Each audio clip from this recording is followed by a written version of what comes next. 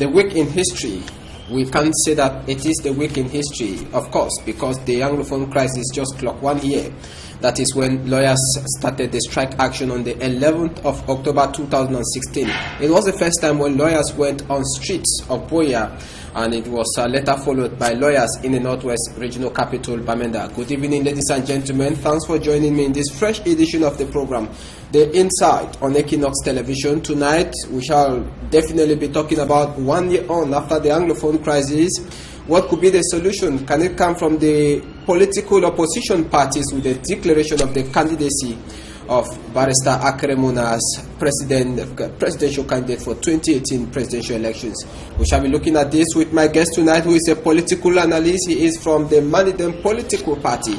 With him, we shall be having you on the next 52 minutes. I'll be right back.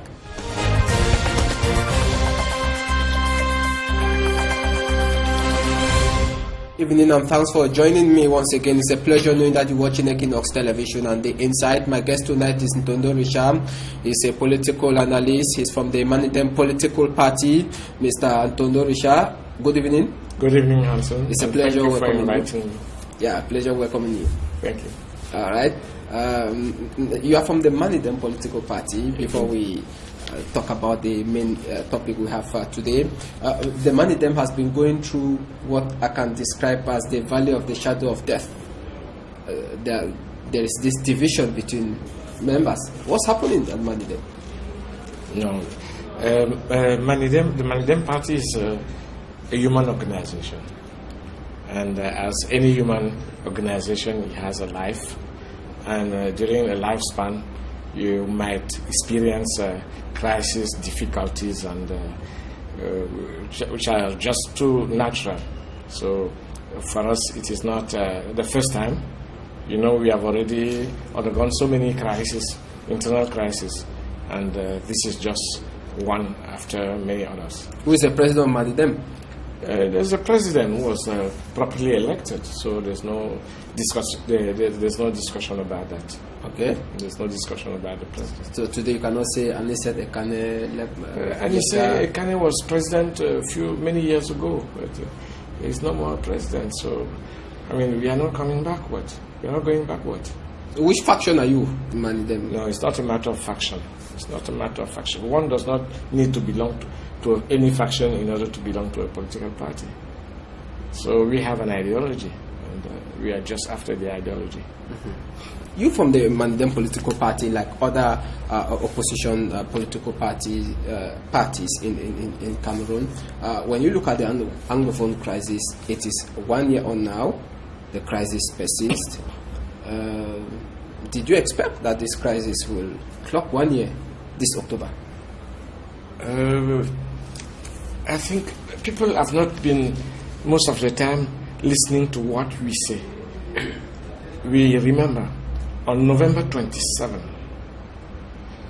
hardly 2 to 3 weeks, 2 weeks after the crisis, in the Northwest and Southwest resumed, we warned the government through a declaration.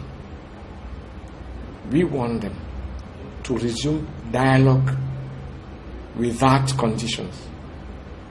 If not, one will never know up to where the situation is going to lead us. And today, what we're saying is true today. We have a document proving that we signed a declaration on November 27, asking government to move into dialogue, genuine dialogue, democratic dialogue, not just a facelift dialogue or facelift measures. In fact, measures that ought to have been taken long since, and which are presented today just like a favor to some of our fellow Cameroonians. Mm-hmm. We know that the Dialogue Manidem is a political party that has an ideology similar to that of the UPC. Yes. And if Manidem is talking about dialogue today, the persons that have been termed secessionists will not be looking at the proposal of Manidem, because Manidem definitely will be looking at a dialogue towards national unity. No, we have been looking always at a dialogue as a national unity. Not only that, and you said it rightly, We are an emanation of UPC. UPC was founded. The founders of UPC, what did they say? They said, reunification first, then independence later. Nobody listened to them. And the situation we have been experiencing today emanates from that manner of Cameroonians for looking for very easy ways, always conniving with people who bring them very easy solutions. Why is it reunification first before independence? Can you explain that? Because we are, first of all, one and the same people. And we're divided by colonization. Now that we're parted into two pieces. One after the Second World War. The First World War, one to the British. That's the League of Nations. Yes. And after the League of Nations, the United Nations. So now, we have to be independent. But let us unite first, and then we are going to move together. And you are even posing another problem, because up to now, we are saying that we have to settle, our country has to settle all the accounts of colonization. Because nationalists on either part, be they from the western part or the eastern part, have been always claiming that the United Nations did not perform properly. Because both parts of the country were under mandate.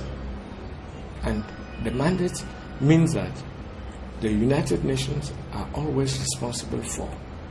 Because it's just like, how do you call it, a procuration. Mm-hmm. They give you a procuration, and then they withdraw it as soon as at the end of term. But at the end of term, who acted? The United Nations did not act. The French signed a decree for the eastern part, and the British just left everything move as if it were the French that were in charge of both parts of the country. So that history has to be written properly and has to be known and taught to children and to all the Cameroonians. You are not a historian. I'm not, but those are facts, historical facts. You are not a historian. What I want to say is that you, from your age, somebody of us imagine that you lived that era, at least maybe you were a young boy of 10 years old, and you were maybe being told by your parents. Tell us what you learned of this reunification, this so-called reunification today. Was there any reunification per se? We do not believe that the reunification went on the way it ought to have been done. Because the feeling that we had at that time, and that we continue having, is that the politicians were acting with second thoughts, be they from the eastern part or the western part. And the main idea is that those who were leading the negotiations were rather or mostly defending foreign interest, not the national interest. Okay? Yep. So that's where the problem comes from. Yep. And so could this problem, could the various presidents, or the two presidents that have ruled Cameroon so far, President Paul Biya is the second, could they not find a solution to this? Do you believe today that the eradication of the federal system as well as the united system is one of the root cause of this crisis? Let's go. We are talking about the roots. How did they carry out the negotiations for reunification? And when they carried them, we reached to that stage of reunification. But when reaching the stage of reunification, what next? Did we go into negotiation for the unitary state? Everybody knows history. At least you two know history. You know what happened in 1972. And later on, when Paul Biya came in. So, what do you expect? How do you want to develop a country politically if there's no dialogue? if there's no genuine dialogue? There's never been a genuine dialogue in this country. And that's why the country is going astray. Okay. Yep. So what happened on October 1? How did Mani them receive this, or you personally? October 1. October 1 this year, Yeah. in the two English-speaking regions. You know, you always feel a malaise when they talk about reunification, and they have squashed the date from any manifestation day in the country, from any national manifestation. For so many years now, nobody has been talking about October 1st. If not people who claim to have been cheated. But nobody else has been talking, nobody has been talking about it. We do discuss in our own party, we do discuss about those issues. For long, every year we do discuss about the issue. And most of the time we write articles and then send them to newspapers. Most of them, nearly every year. Mm-hmm. But now tell us, this year was particular because it was a second celebration of October 1. After that of 1962, 2017, the celebration of October 1, it was two coins, two sides of the coin. In Yaoundé, in Bafoussam and in Douala, celebration was peaceful. In Bamenda Boya, celebration was not peaceful. Was there any celebration at all in Yaoundé? Where senators came together and... But why did they not celebrate the previous year? Why did they not celebrate the previous years? Why have they not been celebrating for the past years? They only celebrated that year or this year. That's a facelift celebration. That's not true celebration. Why did they not celebrate last year? They ought to have been celebrating for the past 20 or 30 years. Every year, as it used to happen, because they don't believe in it, and they only did it because they knew that in the other part of the country, people are going to go down the street. That's all. And going down the street now cost some of them their lives. You have to be determined to get what you want. And every day you get up, you put your life at stake. You always take the risk of getting up, even when you are going to school or you are going to work. And the more when you are after a political ideal. So, government, they shot on civilians who have... Which is not right. Which is not right. Shooting at your fellow citizen is not the right way to rule a country. And we can even go further. How is the army and security trained? What are they trained for? Who are they trained for? We know in our country they are trained for a single individual. So they don't care. What is happening in Southwest and Northwest today is what happened during colonial times in Senegal Maritime, in the West. Exactly what happened. What we have been watching at times in Syria, in Afghanistan, where the army can just drop at any moment, at any time, anywhere, and then start brutalizing people. Exactly. What happened in those days? In those days, exactly, maybe worse than what is happening today.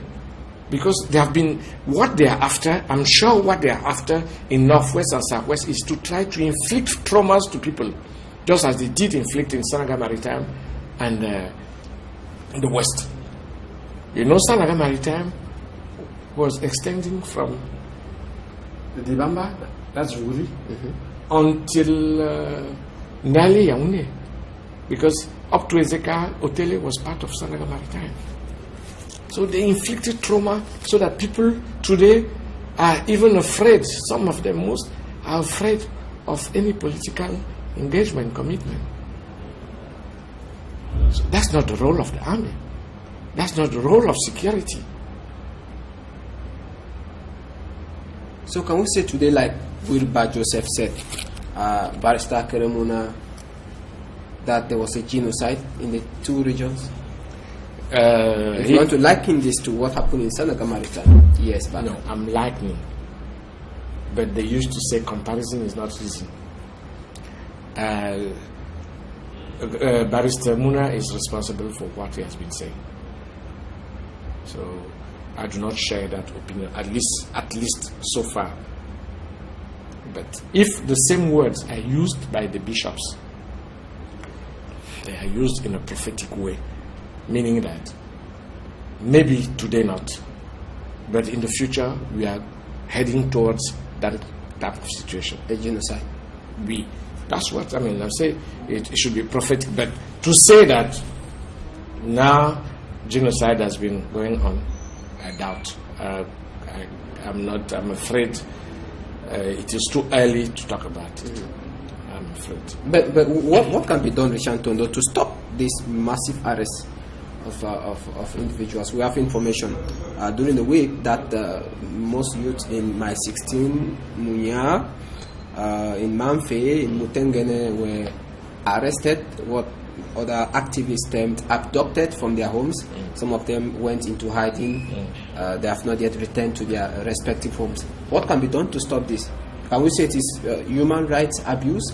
And which is the competent institution to handle this? Cases like this, when it concerns national security and element forces of law and order? All of us know that the rule of law is not effective in our country. All of us, we know that. I went too far talking about what happened in the 50s. But I think you did experience what happened in the 90s, early 90s. That's what happened exactly. When people were fighting for democracy, they were abducting people. People went into hiding, which means that what we need is not an institution. We need a goodwill. What we need, a goodwill for dialogue. Because you cannot say that people do no more need to go into hiding to express their ideas, to express their views. At the same time, you are bringing in repression. But dialogue took place in Bamenda. Which dialogue? We saw dialogue in the month of January that ended on the 13th. Yes. Was it a dialogue? Dialogue with soldiers in the halls? Were all the partakers invited to the dialogue? What you are saying, what the lawyers brought up, and the teachers later on, they brought up what appeared at first as social issues, but really they are political issues. Talking about education in the country, you need to to bring together all the partakers, all the stakeholders. They have to sit and then discuss on the future of the country. Talking about justice, do you just discuss with some lawyers or with all the lawyers and even the political parties? What is your philosophy about justice in the country? Not just slogans. We are talking about philosophy. Do you sit? Do you sit, or do we sit, or do you accept, you who are governing the country, ruling the country, do you accept to sit with all the stakeholders, all your partners, or do you just want to dictate? You are talking about dialogue. I think you followed all the steps of the dialogue. How do you want to dialogue with people and then the next day you come and put them into jail? Whom are you going to dialogue with? They have released some of them. After how many months? After stopping the dialogue. Means that they saw that they themselves concluded that dialogue had no interest. So they were pushing people to violence. Because when you are frustrated, you are not happy, you end up into violence. Everybody knows it all over the world. Even the human rights allow it. So one should not be surprised for what has been happening today. When you and if we do not stop yes, it, we only have to stop it by by the goodwill, especially of the rulers, to say, now we need a dialogue.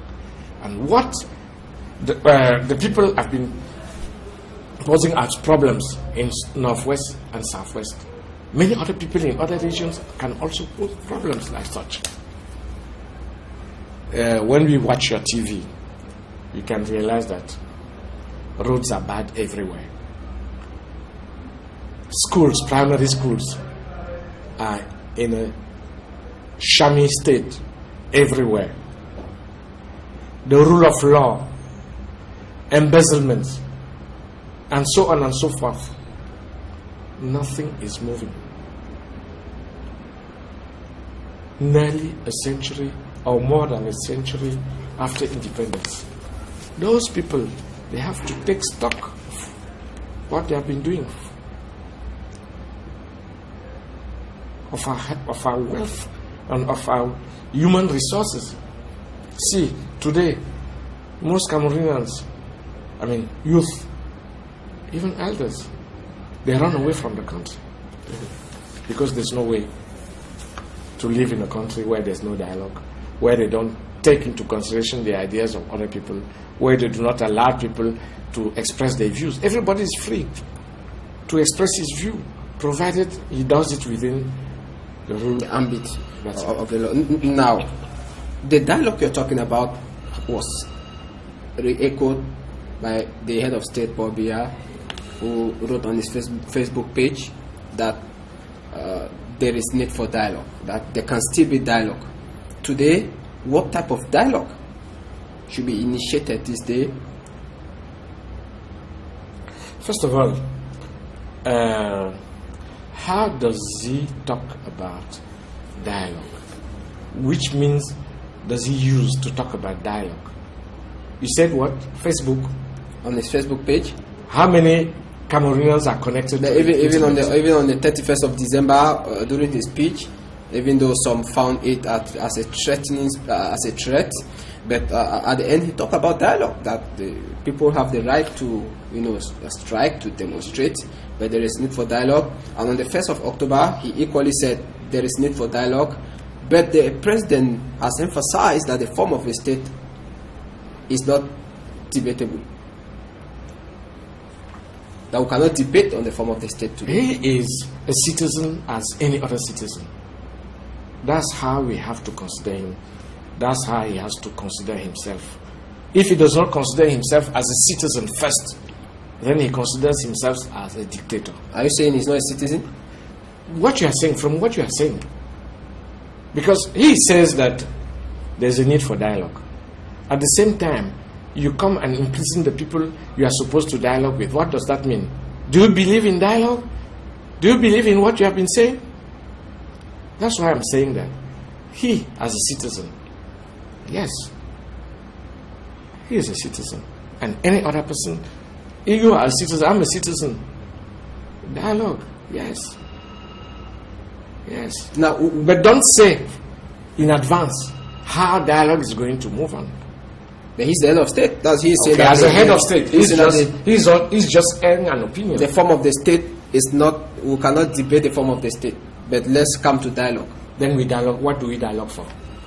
He talked about decentralization. Why does he not implement it? For how many years that laws were voted for that? What does he believe in? 21 years ago. And then what does he believe in? 21 years ago. There is a president. That's a whole generation. Generation 25 years. The president to implement the laws on decentralization, or his elements who are on the ground. Who has to? You know the regime. You know our system, our political system. Everything emanates from the head.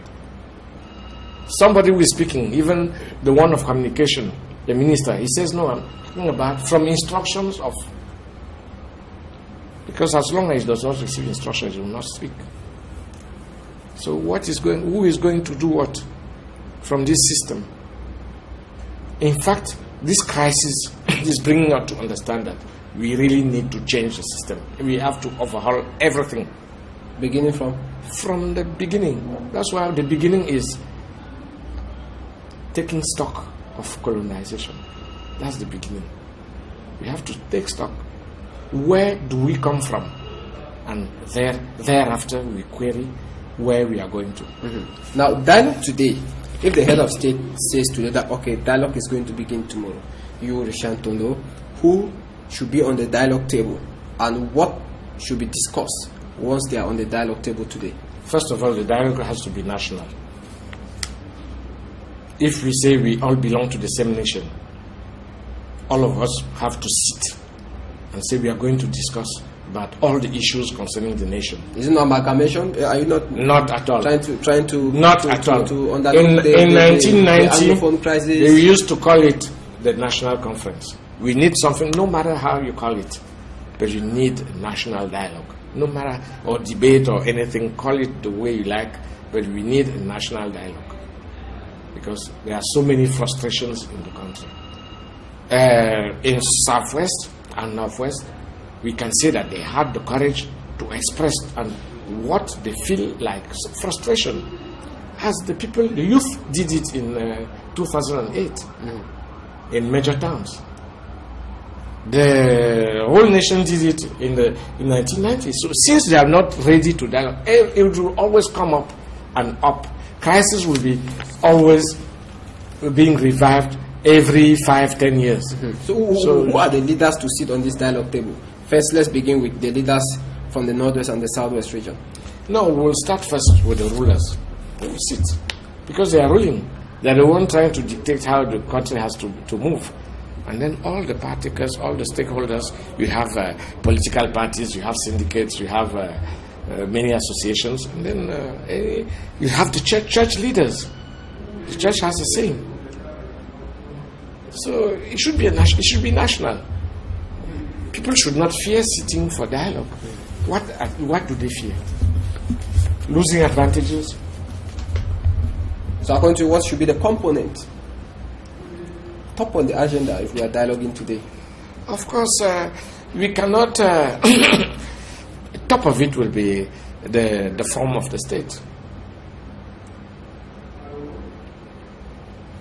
That's the top of it. Call it the decentralization, federation, or anything whatsoever. But we need to. You are afraid to call secession? You say? Are you afraid to call secession? No. I was one of the first person who were talking about Ambazonia about 15 years ago in TVs. Many people did not know about Ambazonia.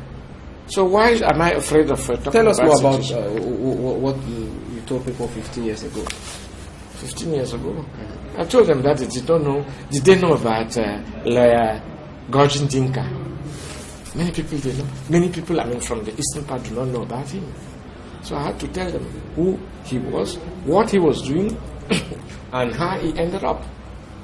So, but I was telling people that if we do not handle the problem of unity properly, they should know that they are always in every country and everywhere. Anything can happen in the way of separation or secession. It happens everywhere.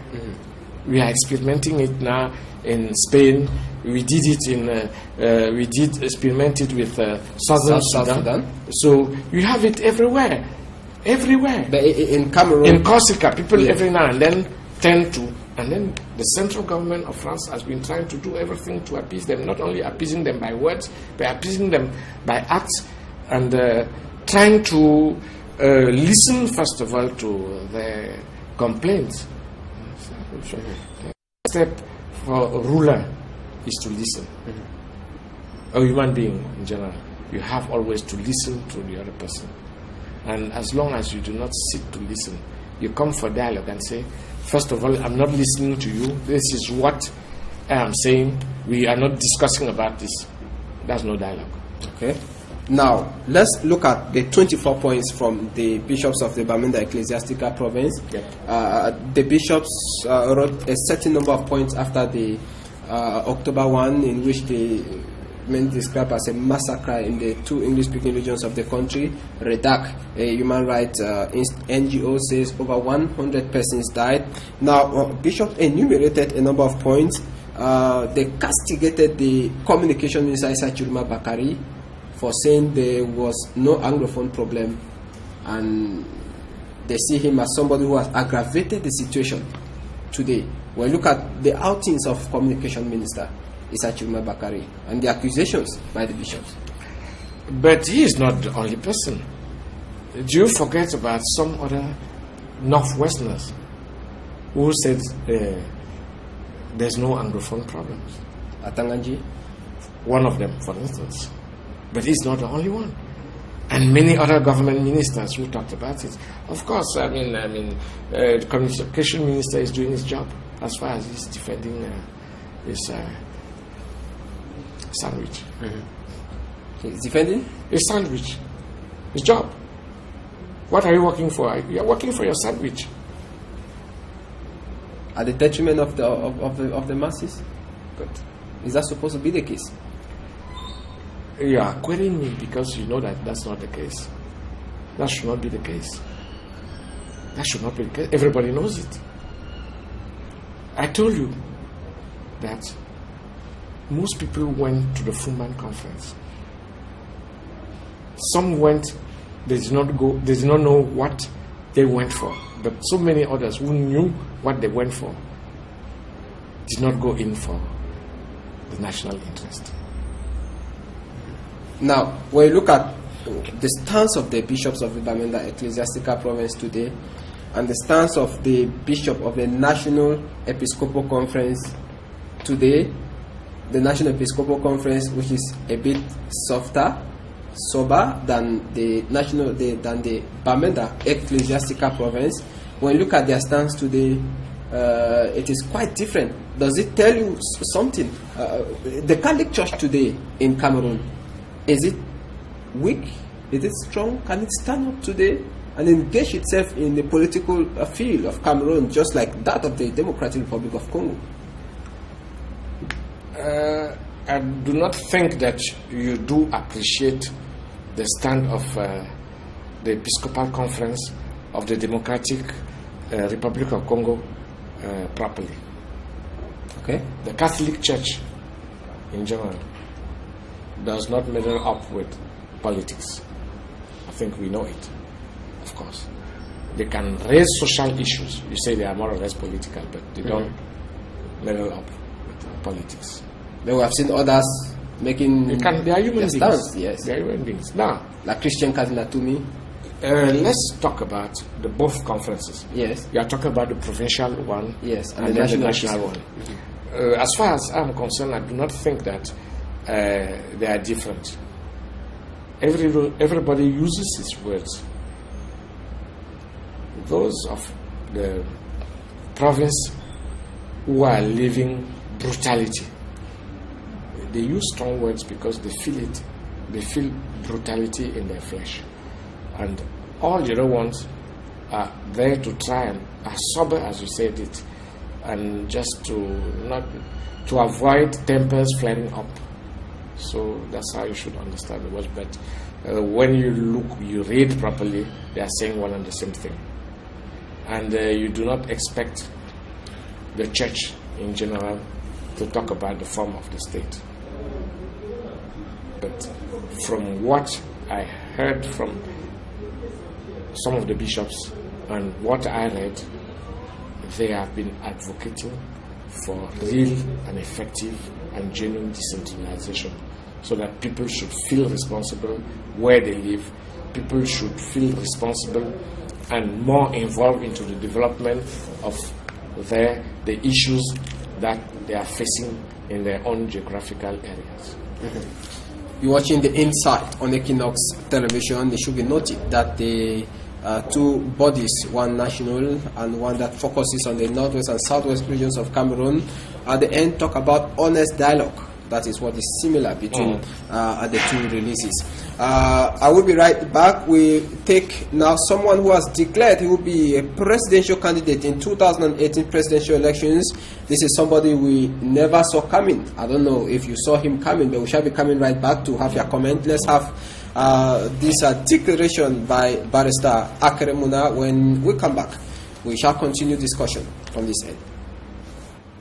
My fellow Cameroonians, our country is now at the crossroads of its history. We must now move towards a new republic. A new republic that finds strength in diversity. a new republic founded on good governance, a new republic built on the rule of law, a new republic inspired by the will of the people, a new republic that is a union we must define. I have therefore taken the decision to be part of the solution that our country is crying out for, the creation of this new republic. It's with a great sense of responsibility and humility that I have decided to inform you of my intention to run for the office of President of the Republic of Cameroon in the elections constitutionally scheduled for 2018. Our union faces serious challenges. Lives have been lost, and many of our fellow citizens have been injured.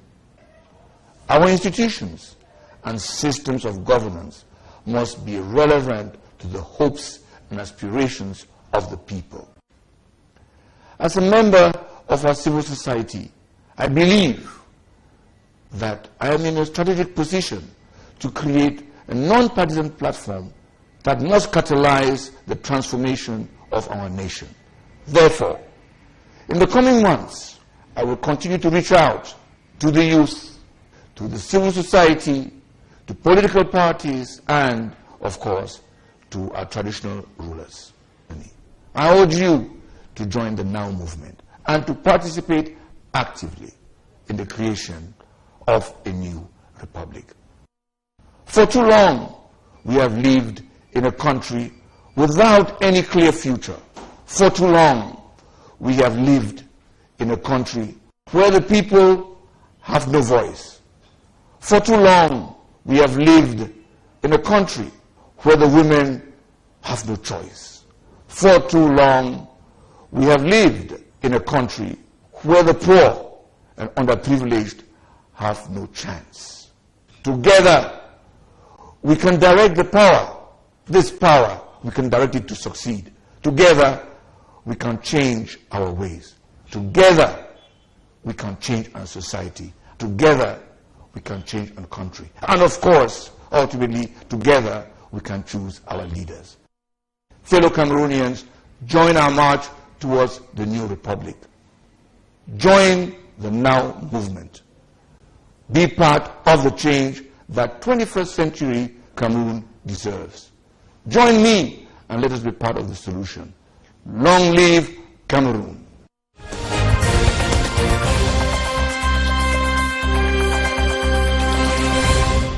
Barrister Akremuna, now a presidential candidate for the 2018 presidential elections. Did you see it coming? Yes, I think he has been setting paces gently, progressively, granting interviews with some Pan-African magazines, writing articles into newspapers or even online. And I think after the failure of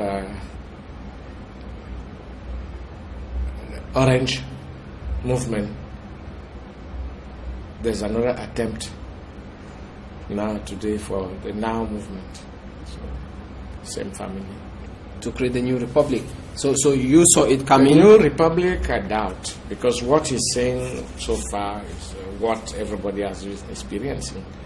There's nothing new that, I mean, people who have been on the political scene, even in the society, civil society, ordinary citizens, they know.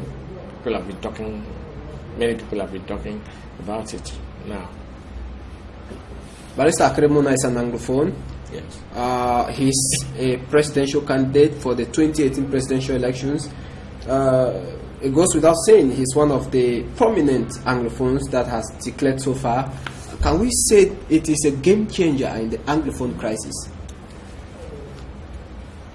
Game changer.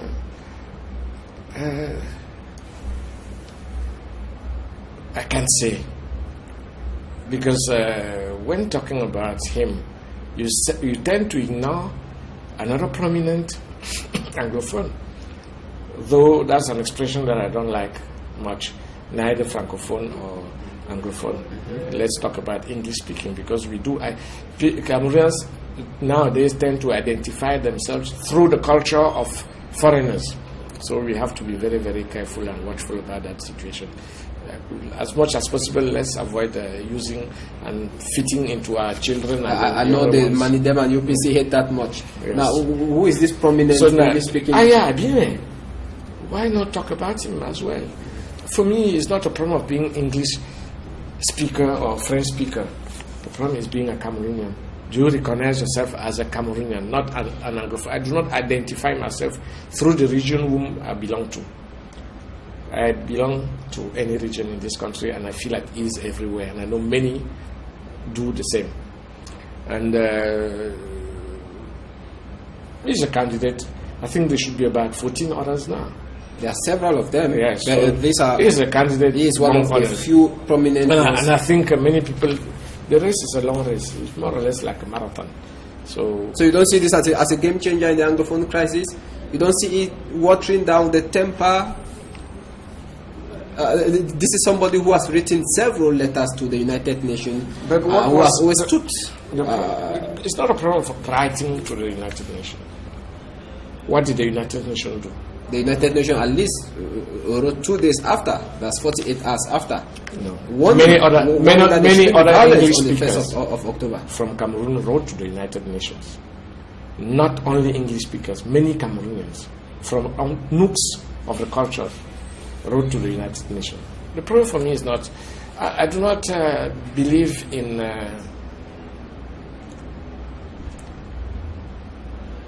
individuals as such. Of course, you need a leader, but we need an ideology and a movement, a true movement. Not like some of the movements that we have been saying. I mean, we have been watching in some other parts of the world, where those citizens today are being disillusioned, because it is not a matter of media only. Of course, we need media for political ideas to be spread out, but we really need something behind. We need the guts behind our ideas. So we need the guts. I mean, we have to see the guts. I cannot say today whether such another such of individual is really the person that can change. There are so many people from Northwest and Southwest who intend certainly to be candidates. And why do you not ask me about Bandam or about Frundi or any other one? There are so many. There are so many of them. There are many. There are many. Yes. Now you've called those political opposition party leaders. Today, can the change come from the opposition in Cameroon? It all depends on what you term after opposition. Is it opposition as institutional opposition or sociological opposition? I'm talking about institutional. But the true opposition is sociological. Because everybody who is dissatisfied, will next time not vote for the person who did not bring him satisfaction. Are you saying that in 2011 they vote unanimously for the head of state, Paul Biya, because there are several institutions that always come out and say the elections were not free and fair? Are you saying that in 2011 everybody, sociologically, everybody was happy to those who voted him? No, but I mean, you are saying the contrary of what I'm saying. No, you are saying that it is sociological. No, right? I said you were asking whether the change can come from opposition. Yes. Then I said it all depends on what you do understand by opposition.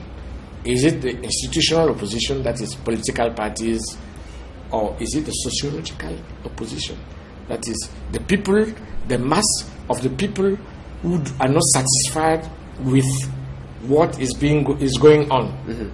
Now let me come there. What I mean is that, is there any free and fair elections in this country? Because those people could still go and vote against him. I'm moving towards that one. Okay. It is good to declare a candidacy, but it has to be done. Everybody knows the rules. electoral rules in the country. Are you, when declaring your candidacy, ready to get the people to move the sociological opposition? That is the mass of people who are not satisfied with the way the things are moving, how the country is being ruled. Are you ready?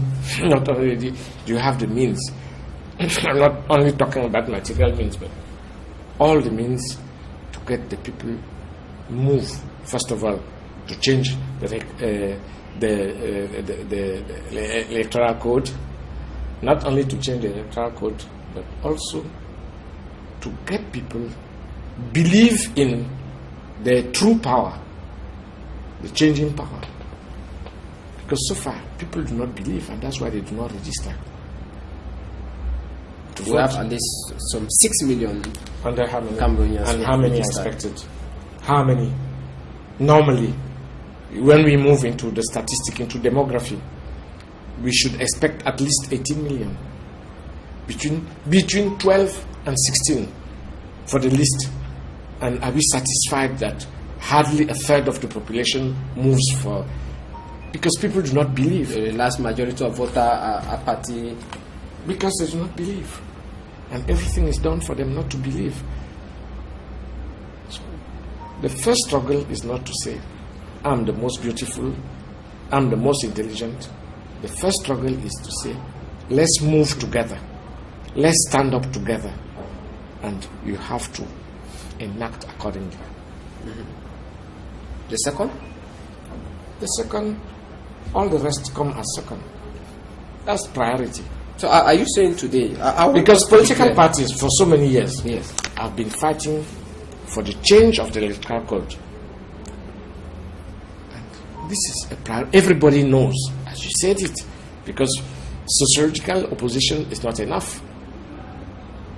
What is good is the rule of the law. If not, okay, we just say, if you are not satisfied, if you want, that's why I ask you, you have to say exactly what you understand by opposition. If the majority of people believe that they cannot change what is happening through the law, they will go to the street and say no. It happens in Burkina Faso. It happens in so many other countries. Opposition went to the street. Are you indirectly sending them? They do not belong to political parties. Are you indirectly sending them to the streets? You say? Are you indirectly sending them to the streets? I'm not sending anybody. Everybody feels is responsible for himself. I told you that everybody is a citizen. As a citizen, all of us have the right. I have the right to go to the street. You have the right not to go to the street. And if you feel that you can solve your problems without going to the street, don't go to the street. I'm not sending anybody to the street. But we are, just as we have been comparing what happens in so many other places. Yes, I get it. So people say they discover that it is not possible through the rule of law to get a change. Then they say, okay, we also have the right to say, no, enough is enough. And when we say enough is enough, we say we really mean it. And then we go to the streets and grab what is being deprived to us. No matter the lives that will be lost. No matter the lives. No matter the lives. No matter the lives. You know, every day you get up, you make a sacrifice. You felt like staying in bed for 5 or 10 more minutes. Then you sacrifice. And then you get up. For everything you need a sacrifice. Okay, before we go, your solution to the Anglophone crisis is that there should be Dialogue. Positive dialogue. Positive dialogue, honest dialogue, genuine dialogue. A dialogue that would not only include the leaders from the two regions. No, everybody. It's a national problem. It's a national problem. It's a national problem. Because because you know some people believe that. Let's take an instance. I don't know where I was born, but I have parents either way.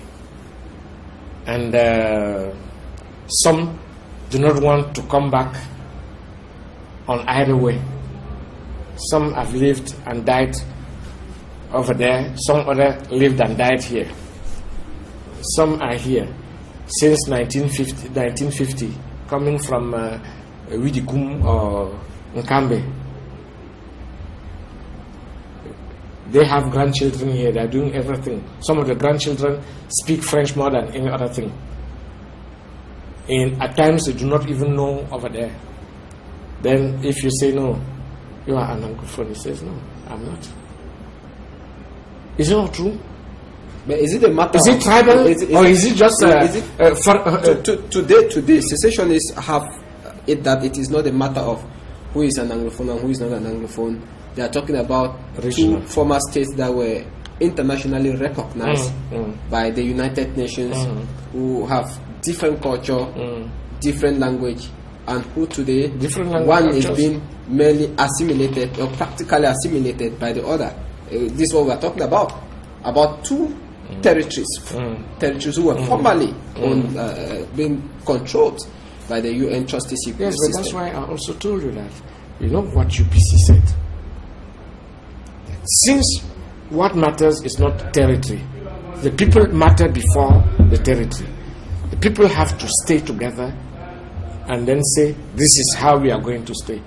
But they left each of, say each, at least, or less, more or less, each of them decided to say independent. Yes. And then they said, okay, then let's stay together. Staying together became a patch-up. It was not unification. It was a patch-up. And I insist to saying that people who stood there, who knew why they ran for that patch-up, they knew for whose interest they were fighting, or they were trying to patch up, or to mend up the pieces that were not supposed to be pieces. Okay. Okay. All right.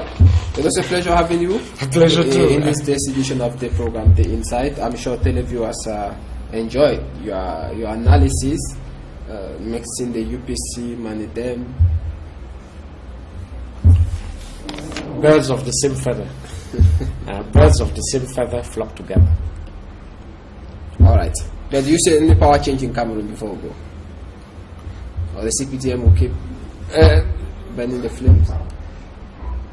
Power change? You know, one never knows with some incidents in history. There are so many incidents that get everything changed just in a twinkle of an eye. Anyway, we didn't know that it would happen in Burkina Faso.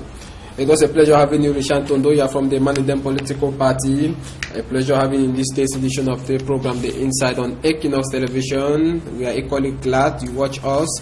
We shall be right back next week, Sunday, same time, 6:30 p.m., same channel, Equinox Television. Hey, 30 minutes after this program, you can get us on YouTube. The Insight on Equinox Television. Good night.